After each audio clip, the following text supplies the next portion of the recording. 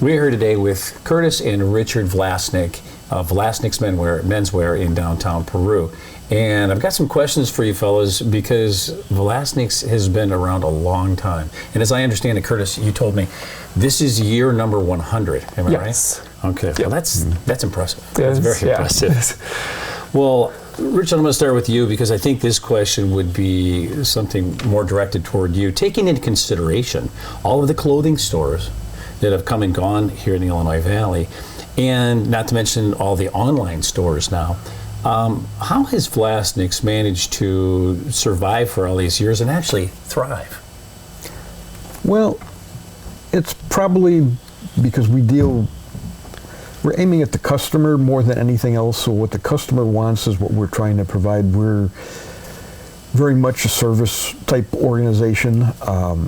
We've always done a lot of alterations on clothing, so if a fellow needs something changed a little bit, we've always done that. Probably goes back to my father and then my grandfather. Grandfather, his actual trade was originally a tailor. Oh, okay. So he made clothing. People would pick out a bolt of cloth and say, make me a suit out of that. Really? And he would make a suit out of that bolt of cloth. Wow. And so we've always adjusted things. Many times, clothing comes in one or two fits, and most people don't fit into one of those two fits. Most people are a little bigger or a little smaller. Okay. Now, when you say one of two fits, what are those two fits? Well, there's a traditional fit, and then there's what's called the modern fit, which is more of a tapered trimmer fit. Oh, really? Maybe more of a clingy fit. Okay. Okay. Built more for guys like how I'm built. Okay. Yes. And so before, way back when, there was only basically then maybe even one fit? Or was there always two fits like that? It's varied over the years. Fashions have changed back and forth. And in dress clothing, in suits, there have often been what they call the portly or the man's fit. Okay. So historically, there has been more than one fit. There's always been more than one. But I've got a lot of fellas who will even buy a flannel shirt, and we may trim in the sides of the shirt 2 or 3 inches just because they're not that big, and they need it for the shoulders, but they don't need it for the waist, perhaps. Yeah. So I think that's impressive because a lot of places, yes, we'll sell you this, we'll sell you that, but if it doesn't fit, well, you'll find someone. You'll find a seamstress or a tailor or something like that. And it's great that you offer both under one roof. So which family member actually started Vlastnik's? My grandfather, Frank Vlastnik. Okay, really? And that's your grandfather? Yes. This is, how many, is this 4 generations Fourth now? generation. Yep, that'd be the 4th. And what did that store look like back then? Well, originally when he moved to Peru, he was a tailor up in Chicago. Okay. He learned tailoring as a trade. His family moved over from Czechoslovakia. He was born in what was that time the Austro-Hungarian Empire. Oh, wow. Because that was what controlled most of that region of Europe. And his family moved over to Chicago, partially because his father, my great-grandfather, could kind of see that a war was probably going to happen, and he had several sons. And it did. And he decided to leave before World War I and came over to Chicago. Okay. And my grandfather learned to be a tailor there, although he was a bit adventurous. He got into an argument with his father at one point, and he left Chicago and actually rode a train out to Utah for a while. He then went on to California, and from California he stayed there for a couple of years until World War I broke out, and then he volunteered for the Army. Wow. And they shipped him up to Washington State, where he was made part of an artillery unit. They were going through training, and his route in the Army was suddenly changed when some of the officers found out that he was a tailor. Interesting. The officers then moved him into a coastal defense unit, and he spent the rest of the war basically sewing officers' uniforms. Wow. That's amazing. That's amazing. So, through the course, were there any difficult times, or maybe something that happened that maybe everyone felt like, oh my gosh, what's the future of the store going to be here? I mean, Well, when he moved to Peru, that was 1925. Yeah. And shortly after that, about 4 years later, that was when the Great Depression hit. So yes, There you go. that was one definite grave trial. But he made it through that. Yes. Well, he was always very frugal. His view, when you wanted to purchase something and you'd purchase something on like a time or a loan or that sort of thing, what his view was, well, what you did is if you wanted to buy a house, you started saving money, and when you got enough money, you bought the house. Instead of borrowing the money. So that was his... It's a lesson for all, right? That was his philosophy, yes. So. That's a very good philosophy. And you know what? I wonder why we don't do that anymore. Because that whole thing has shifted. That whole thing has changed. And that's why maybe stores like this store has been here 100 years. Instead of borrowing money, maybe. And we were losing. Actually, we ended up in this location in the 30s. Because originally my grandfather started across the street in a very small building over there. Yes, this is the story you were telling us before about, He was a tailor for Kuppenheimer Clothing up in Chicago. That was a very large suit manufacturer. They employed over 2,000 people. Wow. And that's where he started. That's where he started. Here. And he wanted to do more, and he realized, well, he wasn't working on the weekend. So what he did is he approached his boss and he borrowed a little valise with a variety of different clothing samples, just the cloth, because he was making it out of that cloth. He was doing it from scratch, He dressed in one of his suits that he'd made himself, and at that time there was a train that ran down from Chicago to this area, and he every weekend would ride it down, be Joliet and then Princeton. Well, he got all the way over to Princeton, but this area in here, Peru, Spring Valley, LaSalle, this area here, he would go into the taverns, because at that time there were taverns on virtually on every block, right? Yes. And he would approach the bartender and explain that he makes suits, and just wanted to know if he knew of anyone who might want a suit, and he would often get a customer or two that way. But when he hit this area, all of the bartenders, at that time, again, you're talking early, mid-20s, a lot of the bartenders here locally had come over recently from Italy, Sicily in particular, and when they had opened up over here, they're kind of used to the old ways, and he struck it off with them pretty well, and he would open up his valise and they say, well, what's your best cloth, what's your best suit? And he said, well, this is a raw silk, that would be close to $100. And back in the 20s, $100 suit was like, money. Yes. It's a very nice thing. But here, he would have the bartender say, sure, give me that one, or I'll take two. Yeah. And he couldn't believe it. And after a couple of months of this, he talked to his boss up there at Kuppenheimer, and he said, I'm sorry, I'm going to leave you. I found like Valhalla. I can go down there and I can just sell suits all the day long. He comes down here and he opens up across the street in that little building. And then when people realized... This building, right, there was a a little building across the bank is actually expanded into the space. Bank is yes. A little building. But when he came down here and everybody realized that he was just a real tailor from immigrant from Chicago, he proceeded to have a great deal of difficulty getting any business at all. Why was that? That was because when he first started going to all of these bartenders, he was very, very nicely dressed. He had a little black case. These guys from Sicily, over in Sicily, revenue agents dressed just like that and always had a little black case. So they thought they were paying a lot of money for just a cheap suit and buying him off so he wouldn't audit their business. They thought that this was kind of like a little extortion sort of thing where you'll buy the suit and you can remain in business. That also comes down to this area back in Prohibition area. This area had a lot of traffic from Chicago because there were a lot of people who were involved heavily in the business up in Chicago. This area was one of the neutral zones, and a lot of them would come down here and relax. So it had a different viewpoint on all sorts of things back in the day. That's pretty cool. That's a great story. Wow.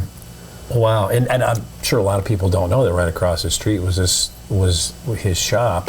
Well, he didn't stay there very long either. He actually did move over, all within about a block and a half. He was over on Peoria Street for just a little bit, really? and that was about a year. But then he ended up, this was called U.S. Clothing Company in this building here before he moved in. Oh, really? Okay. And he took it over, and that's when he really quit making suits so much, and he started carrying suits because he had a larger business at that point and dealing with a lot more people. Oh, that's interesting. But there was a clothier here Yes. prior to his arrival. That's interesting. So, this goes back to, what year? Well, 1925 was when he moved 25 through. to, okay. And here it was about 1930, but there had been the other clothing company here previous so to within that. 5 years, he was in this building. Yes. That's interesting. And I have to ask you, so are there things in the building that belonged and that he maybe put this here or built that there or anything like that, or is it? Absolutely. There's a couple of tools that I still use to this day that are his, yeah. Although the building itself was completely renovated in 1956. Okay. Yeah. Because that's when my father and his brother, they had been in the Army also. Okay. During Korea, they were, as he calls it, they fought the Battle of Fort Leonard Wood, Missouri, because they got into the some sort of adjutant corps there that they did a lot of paperwork. Oh, wow. Because they actually had completed their bachelor's degree, and then they came out of school, and within a month they had their draft notice. So they, Yeah. and after they got out of the Army, they actually had some of the, what do they call it? Well, the government pays for your education. Bill, what do they call it? At any rate, they had some of that, so they went and got their master's degree while this building was being renovated, and that's when all of the woodwork and everything was changed over, the flooring, everything was rebuilt at that point. Interesting. I see a lot of trophies on the wall here. Are those from? Various teams have sponsored over the years. Really? Yes. Goes back quite a ways. There was a AAA baseball team that was sponsored, Wow. I think took second in the state back in 1944 or something, 1940, somewhere in there. But then the other bowling teams, some of the girls basketball, girls volleyball. Now, were the uniforms tailored? As I imagine they would be. Most of the kids didn't care. They didn't care. I love it. A lot of little boys, Little League too, for years too. Yeah, So. that's very cool. Curtis, Yeah. okay, so we've got suits and men's clothing that is timeless. It's classic. Yeah. Does that style appeal to younger? Because you told me you were in your 30s now. Is that right? Yes, 33 this year. 33. To men in their 30s, does the styles, these classic styles, appeal to those? Generally, yes. Yeah? Well, because like the idea of a suit and the general shapes of a suit hasn't changed for like 200 years or so. Yeah. You can't really go wrong with it. It's a very flattering shape. Mostly the changes with the styles are with the fit itself, where younger fellas these days, they are getting a much more trim fitting suit. Okay. Where people a little older than my age are very used to the more traditional style, where it's a little more straight cut. So maybe in the 30s, is that kind of where the line, somewhere in the 30s, the line divides between classic and more newer? Yeah, there's been because people in their 40s and 30s or so don't really want to wear suits. They grew up being forced to wear polo shirts and dress shirts and ties going to church and all of that. But it is interesting too in the next younger generation. The younger generation, a little younger. Yeah, they want to dress. wear suits. Yes, where they don't wear the middle dressy clothes. They wear either super casual like sweatpants and a sweatshirt, or they go all the way to full suit and tie with all the accoutrements. So two extremes. Yeah. Either all or nothing. Yeah. And that's interesting. But now, what age group is that? That's going to be like 20-somethings. Yeah. 20s, In the okay. 20s, people coming out of high school and college kind of getting their interview suits, Interesting. and they really want to dress them up. So they say everything is cyclical. What Seems goes to be, around comes absolutely. around. Yeah. You've noticed that as well. And being The part of it that's not cyclical, though, is we do a lot of work clothing, too. okay. And that, it doesn't seem to matter. Some of the Carhartt stuff and the Dickies, some of those work clothes, they've made the exact same pattern for 60, 70 years, and they haven't changed a thing about it. And they're probably not ever going to change some of those things because it's not style, it's function more there. Yeah, So- that's true. That's true. And you don't have to retool. You can keep your prices Yes. a little bit lower. Yes, absolutely. So to speak. I think that's interesting. That sort of that the cyclical part of what we just mentioned. Are there any color variations? Are they okay? We like this style, but we'll make a little different colors color. have varied Absolutely. quite a bit. Yes. Navy has gotten really strong back into the like the younger guys' looks, where 20, 30 years ago everything was just plain black.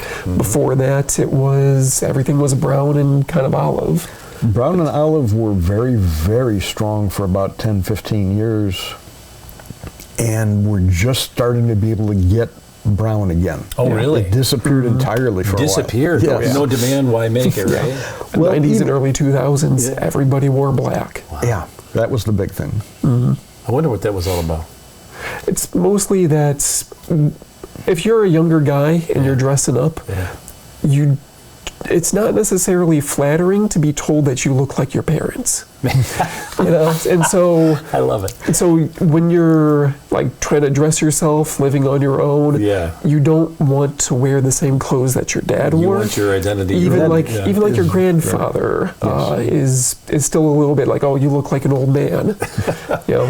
Sometimes that is acceptable, whereas looking like your father is very seldom.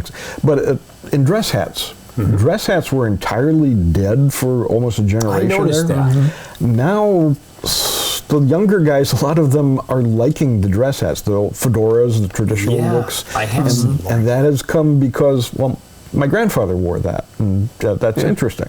So it's cool to skip a generation. Yes. I love it. Absolutely. It's cool to not look like your dad. But your grandfather, it's cool. Right? Yes. I love that. It's okay. You mentioned that, Richard. You know what? I've always been a hat kind of guy, and I like that. I've been a pinstripe kind of guy. Tell me about pinstripes. Is that something that's like dead, or maybe It's at the again moment? coming back a little bit. Is it? Yeah. It died out for a while, but it has definitely come back. It's partially because pinstripes actually pinstripes are a very almost imperceptible stripe running through a suit coat. Okay. Yeah. A few years ago, actually maybe 30 years ago, the Wall Street Journal actually ran an article about pinstripe suits. Well, really? They did This screams gangster, right? they did a little test. Somebody at one of the colleges had some money that they managed to get for a study. Okay. They pretended to be doing a questionnaire about people in a social setting. Okay. So they actually set up in a bar, and they had their people doing the test. They would ask them questions about people they saw in the bar. What they didn't realize, the only questions that actually mattered were they would have men, they would have what ladies, women, the other questions didn't matter. The men wearing the suits, they would ask them some questions about how tall do you think that fellow is, and how much do you think that fellow weighs? Relative to the pinstripe. And there were like 30 questions. Right. Those were the only two questions. They didn't realize that they had guys who were body duplicates, exactly the same size. They would have 4 or 5 of them duplicates, but these 4 or 5 were all wearing pinstripe suits. These 4 or 5 were all wearing solid suits. Oh, wow. And what they wanted to find out was if that looked any different to people, and they found that all of the pinstripe fellows, even though they were the same height, they all seemed to be either an inch or two taller. Oh, so it did have and an about effect. 20 pounds slimmer. Wow. My father remarked how for the next 2 months after that, he couldn't sell a solid color suit. Everybody wanted pinstripe hilarious. suits. Yes. Wow. So isn't it funny how fads and fashions and things like that happen? Oh, Absolutely, yes. yeah. You see that like tenfold. I mean, What was in it, the clothing store. 3 years ago when the Barbie movie came out? Right. Yes. Everybody needed hot pink. Oh, really? Because all of the girls for homecoming were getting bright Barbie pink In a dresses. suit? No. Not in the suit, the shirt or tie, tie. yeah, That's the right. tie Yes. and suspenders Yes. typically. Really, though? Yeah. Yes. Oh, yeah. We sold completely out of everything pink. And you get all that. You can get all the, Oh, yes. the latest Just fads about, and yeah. things, and styles. That's so cool. It was so much so that a couple of years ago, had a young man come in. His date had got her dress. It was a sapphire blue dress. He picked out his outfit to just match that perfectly. Then he came in the day before the homecoming, totally panicked. Oh, no. Saying that she told me She yesterday that she went to a Barbie pink dress. How about you? You gotta laugh when that sort of thing happens. Oh, like yes. That poor kid. Poor Yes, guy. especially because a lot of the kids for homecoming, they maybe come in a week ahead, if at best. Sometimes I've had them come in just the day before the first time. This fella, he'd planned it like she showed him the dress right that Everything next was day. set. He came in to set everything up, and he man. still got shot down. You know, that's funny because I remember doing exactly the same thing. I came in here looking for, and at the last minute something changed, and I'm like, and I'm sure you guys looked at me and kind of like, yeah, we've seen this before. yes. It happens all the time. Yeah. It's not always that something changes too. It's just that suddenly the little cog in the, I need something. When back before COVID, when cruises and such were very much more popular, I would often have guys come in and say, we're going to eat at the captain's table. I have to have a dress coat. And I'd say, sure, we can tweak that. And he says, well, we're leaving tomorrow. So boy. Yes. Do you, and so when people come at you with these last minute demands, how much of the time, percentage-wise, do you think you're able to accommodate them? Most of the time we can get things done. Sometimes we do have to, if it's involving something complicated, like say the sleeves on a coat, because the sleeves on a coat require quite a bit of work. Most of that's done by hand. So a lot of times they have to wear it one time and then we adjust the sleeve length afterwards. But things like a hem we can do very quickly, and Well, I remember. it's better if we don't have to, but sometimes we have to. Yeah, and I do, and speaking from personal experience, I remember coming in and I don't remember what particular suit it was, but it needed to be altered. I don't know if I lost some weight or whatever happened. I'm sure I didn't get taller. But, and I think whoever it was, it might have been you, Richard. Could be. Said, or it might have been your father. Could be my dad. It might have been your father. And he said, come in tomorrow. We'll have it ready. I go, what? Really? Nobody does that. And so it's, wow, So I was really excited about that. And I think that's really cool. Now, when you guys when you change styles, when you say, okay, this is happening, the Barbie movie's coming up, we need to stock some pink things. Who makes that decision? Is it kind of a unanimous thing? Do y'all get together and have a meeting? Kind of bat some ideas around, but it's typically Richard who handles the ordering because he knows how to do the paperwork. Okay. But I'm always looking for suggestions from.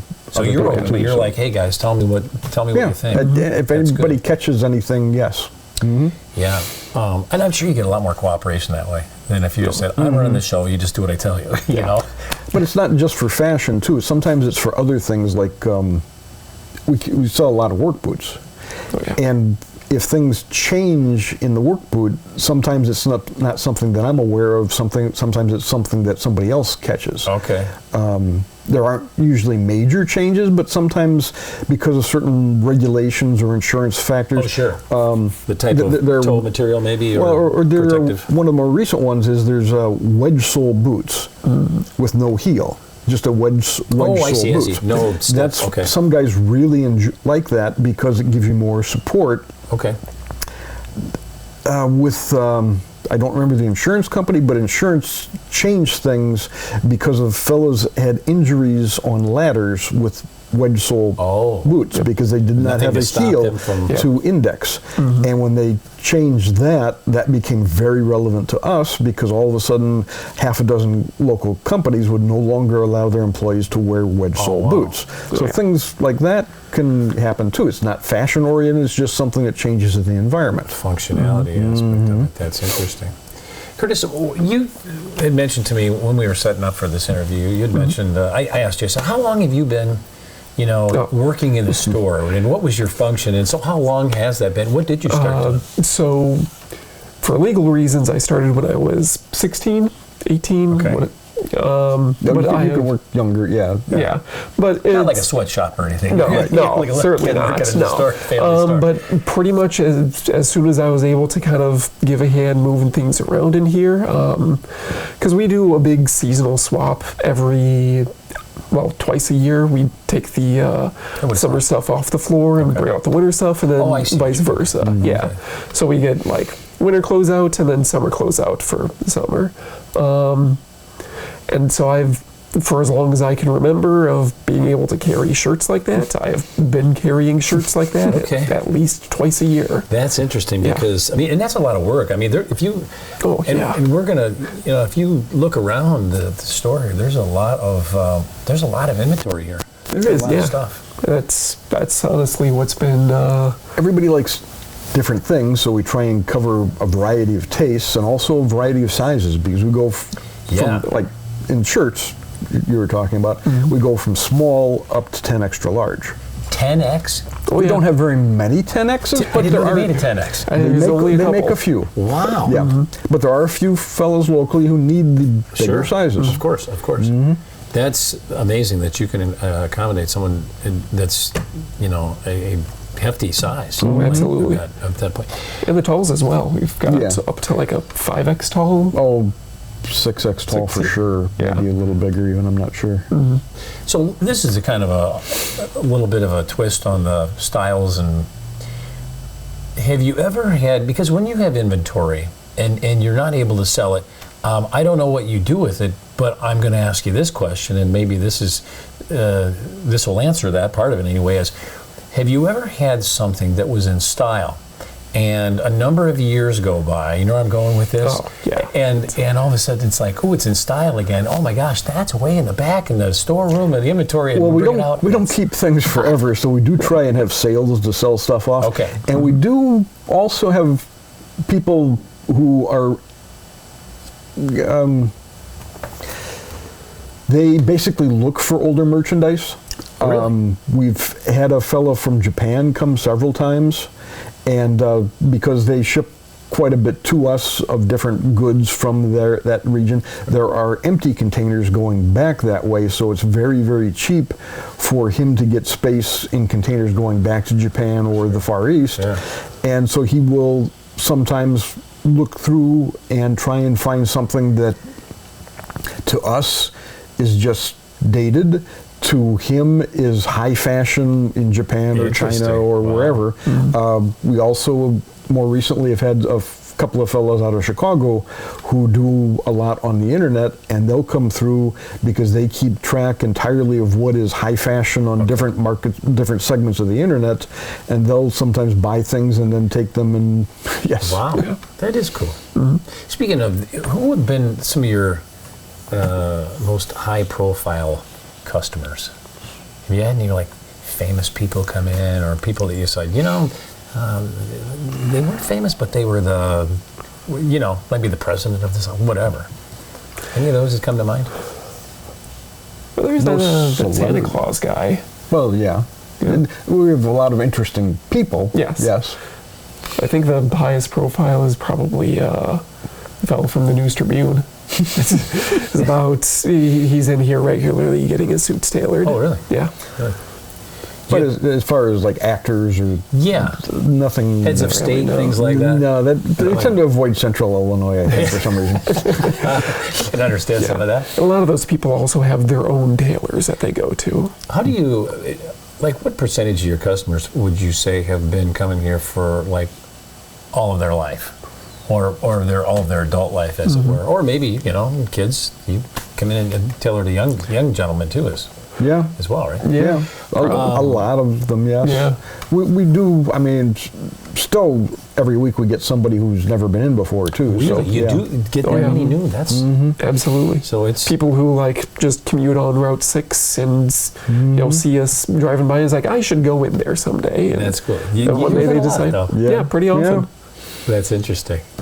And you get, but I mean, because once you get sold on a place, as am I, it's repeat business all the time, but you still get a considerable number of new clients. Population is a little more mobile than it used to be years ago, Yeah, though, yeah. too, so we have a lot of people move out of the area. We certain times of the year have people who will come in and say, it's been 10 years since I've been back, Oh, wow. but I'm back visiting the area, so I wanted to stop in, and yeah, so we get people like that. I have a fellow who retired to Texas, and every so often he comes back up to visit, I think, his brother, but he'll stop in and buy the cologne because Oh, wow. we get our cologne from a small company out of one of the Chicago suburbs, and they don't distribute nationwide, so he will come That's back pretty and cool. ask how many of that cologne do you have, and he'll buy like 6 of them or so. Wow. Because, yeah, Stocks up. he likes Yeah. that cologne. And Which leads me into the next question is, can you give me kind of a what types of things do you stock regularly here at Vlastnik's, and what are the specialty things that you can get but you don't necessarily stock? Just about a little bit of everything, honestly. if a guy can wear it, we try and stock it for the most part.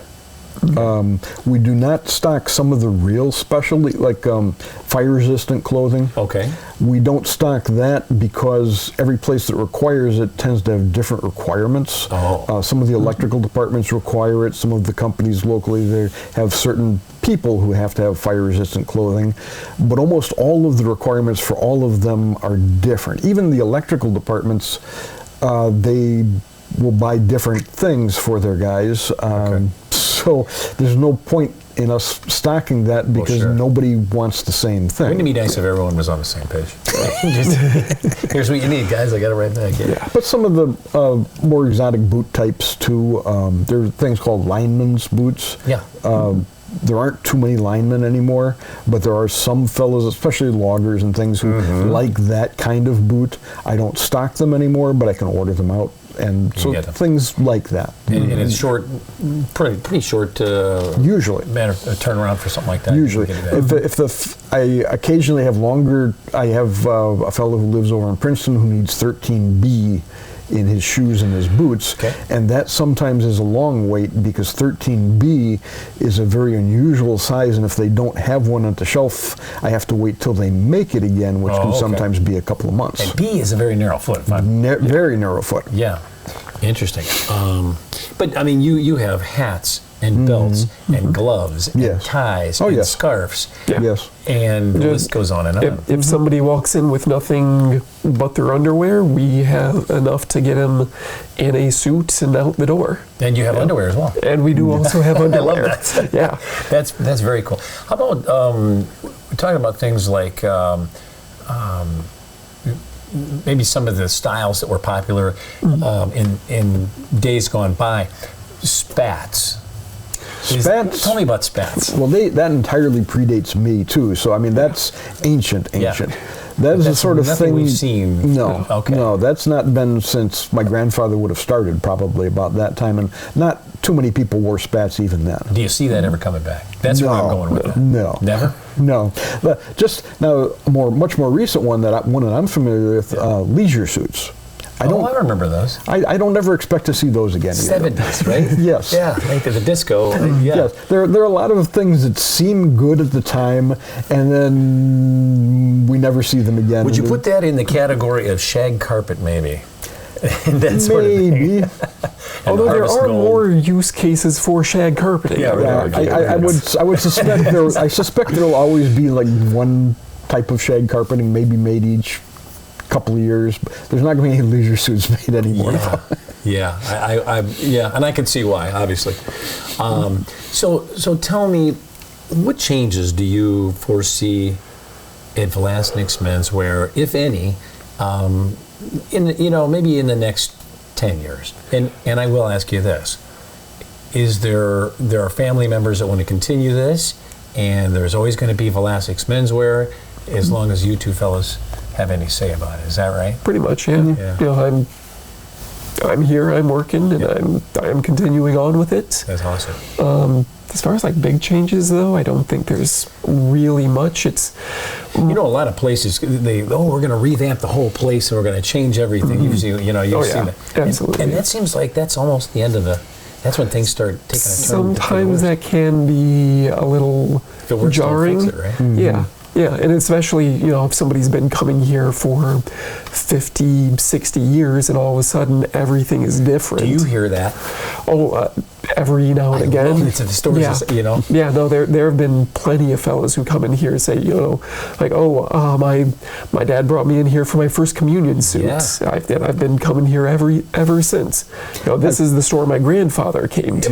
Mine did too. That you mentioned that. Yeah. That's so cool. I've had many fellas saying that well, I need another pair of these boots, and we carry Red Wing boots and Wolverine boots, and Red Wing will tend to make a style of boot for a very, very, very long time. COVID threw a wrench into that a little bit, and I had some fellas almost get a little teary-eyed that their style of boot was discontinued. Really? I had one fella, he had worn the same exact type of boot for 30 years, and they quit making it. And then he had to switch his whole program. Yes, yes. We did have a similar style that they did still make, so he survived. But I love it. But yes, we do have fellows come in and just say, "I want another pair of these." And do you ever have companies that maybe will discontinue something, and it's like those are gone forever? We've never seen anything like them since. Wolverine. Oh yeah. Wolverine does that all the time. It's a little annoying to deal with, but they're very modern technology oriented. They want, if there's a new idea, they try and incorporate it into their product. Okay. And they will sometimes make really, really good things, and sometimes they will just make really strange things. Okay. And sometimes the strange things that strange as far as just aesthetics or function as well? It can be both. Yes. Both, really? Yeah. Well, there was years ago. There was a thing called an earth shoe. Okay. It actually, it's most times your heel is here and your toes run down a little bit. It was actually kind of changing it up a little bit. That seems weird. For some people, it was the most comfortable shoe around. But it was only maybe 20% of the people liked the feel. Okay. The other 80% it felt awkward and weird. Yeah. So that was something that came out.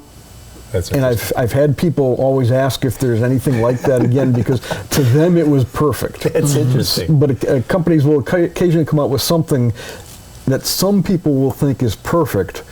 Most people will think is, and a significant number of people think is strange, so they will quit making it, and the people who think it's perfect, of course, are out of luck then. What would you say is the preferred type of material that people favor, like always got to be this type of material, cotton, it changes. Merino wool, linen, anything. It truly changes. Okay. And that's kind of a fad thing too, you think? Or is that just every now and again? Well, it also depends on what you're talking about. Yes. Where, like the dress clothes, every now and again we'll have somebody coming in asking for like a linen suit. I was just going to ask you that. Yeah. But most everybody's all right with like the polyester, the rayon. Really? We do have a line that is like a wool polyester blend, which is a really nice feel for a suit. Really? Yeah. But as far as like work clothes go, just about anybody who is specific about the material wants cotton. Okay.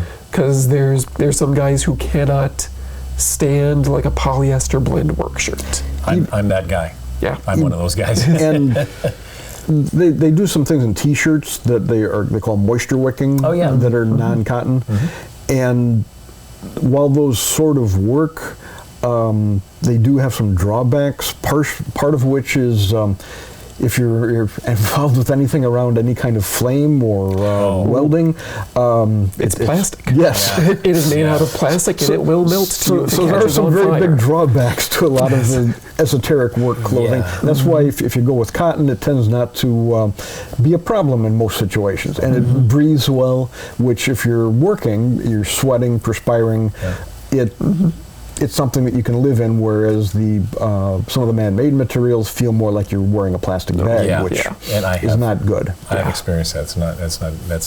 That's not fun. Well, that's great. Listen, anything that you would like to just tell me that most people don't know, or I haven't asked you, or something like, here's an interesting fact that most people don't know about Vlastnik's menswear. What would that be? Well, I suppose part of it would be that we actually do try and carry clothing for all types of occasions. Okay. I mean, we do carry lots of dress clothing. We carry lots of work clothing. We carry lots of the in-between type stuff, too. Such as, for example? The casual wear, like golf shirts. Okay. We do carry that sort of thing. Carry a lot of flannel shirts.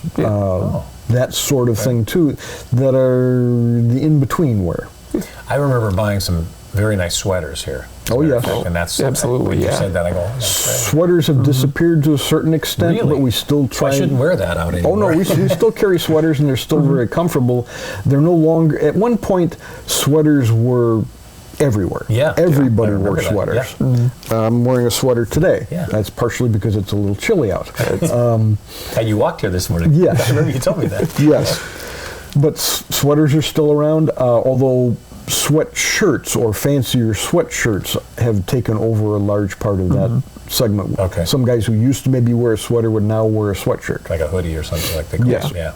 Or crew neck, or some of the zip front things too. They do sweatshirts that Oh, just the zip. zipper, yeah. Yes, Sure. So that's taken over a lot of the same market that used to be sweaters. Yeah, where like sweaters have been, they've kind of shifted over to a dressier style. Yeah. That's interesting. That's great. And they've done some fleece things too that are kind of in between. So yeah.